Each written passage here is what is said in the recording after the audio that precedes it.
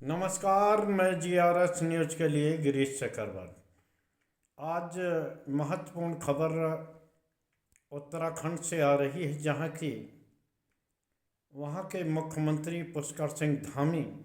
की मुश्किलें कुछ बढ़ती हुई दिखाई दे रही। आज उत्तराखंड के विपक्षी दलों के साथ साथ सामाजिक संगठन पुष्कर सिंह धामी के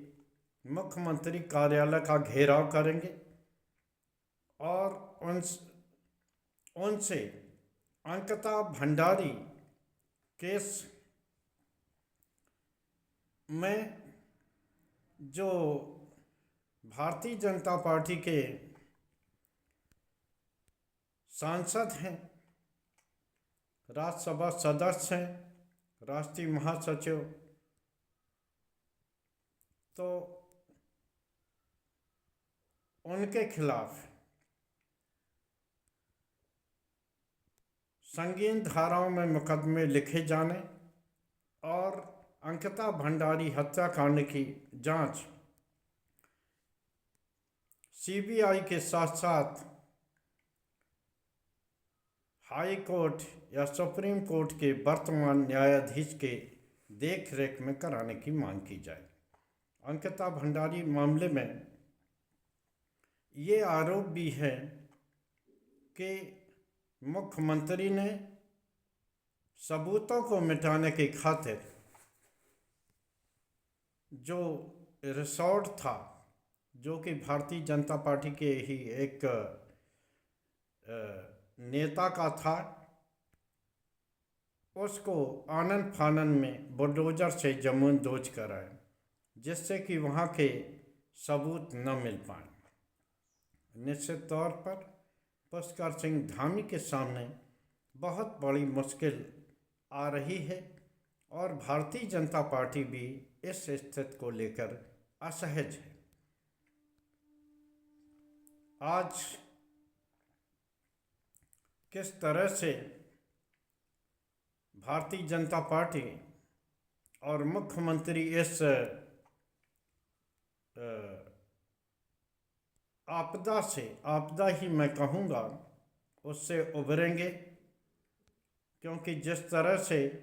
पूरे उत्तराखंड में जगह जगह अंकिता भंडारी को न्याय दिलाने के लिए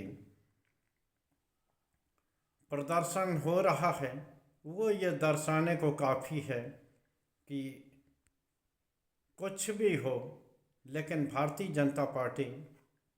और मुख्यमंत्री जो उत्तराखंड के हैं, उनको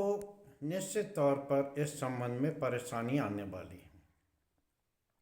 दूसरी ओर मनरेगा को लेकर कांग्रेस पूरे देश में 10 जनवरी से एक तरह से बिगुल फूंक देगी, जिसमें कि मनरेगा बचाने के लिए संग्राम टाइटल से ये अभियान 25 फरवरी तक चलेगा, जिसमें कि रैलियां होंगी, गोष्ठियां होंगी, पंपलेट बांटे जाएंगे और यहाँ तक कि कमिश्नर डीएम कार्यालय के साथ साथ विधानसभा तक का घेराव का कार्यक्रम बन रहा है। निश्चित तौर पर पूरे देश में कांग्रेस का इस तरह का कार्यक्रम चलाना निश्चित तौर पर सरकार को मुश्किलों में डालेगा, क्योंकि मनरेगा में महात्मा गांधी का नाम खत्म करके जिस प्रकार से केंद्र सरकार ने आनन फानन में विकसित भारत जी राम जी करके एक बिल को पेश कराया है, जिसमें कि फसलों के समय 2 महीने मनरेगा श्रमिकों को काम नहीं मिलेगा और अन्य तमाम ऐसे मुद्दे हैं जिनको लेकर इस योजना के मांग आधारित कार्यक्रम को के बजाय अब केंद्र के ऊपर ये स्थित होगा। जहां केंद्र सरकार चाहेगी वहां काम होगा, जहाँ केंद्र सरकार उसकी प्रकृति भी निर्भर करेगी,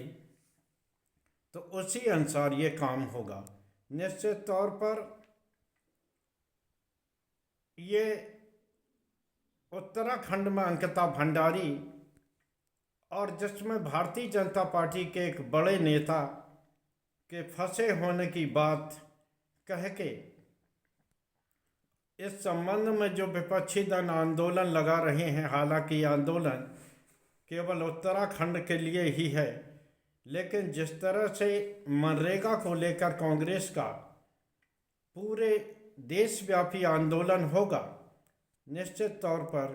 भारतीय जनता पार्टी को इस संबंध में मुश्किलें तो ये आ सकती हैं। अगर इस दबाव में अगर मनरेगा को वापस लिया गया और फिर से उसकी प्रकृति बहाल की गई, तो निश्चित तौर पर आप तय मानिए कि सरकार तो मुश्किल में पड़ेगी ही, वर्ग इसके इकबाल पर भी संकट आएगा। देखना यह है कि भारतीय जनता पार्टी इन अचानक आ गई आपदा से किस प्रकार निपटेगी। दूसरी ओर विश्व जगत में भी तेल को लेकर जिस प्रकार अमेरिका ने घुसपैठ किया है, वेनेजुएला पर हमला किया है, ईरान को भी धमकी दी है, निश्चित तौर पर आने वाले कुछ दिन पूरी विश्व बिरादरी के लिए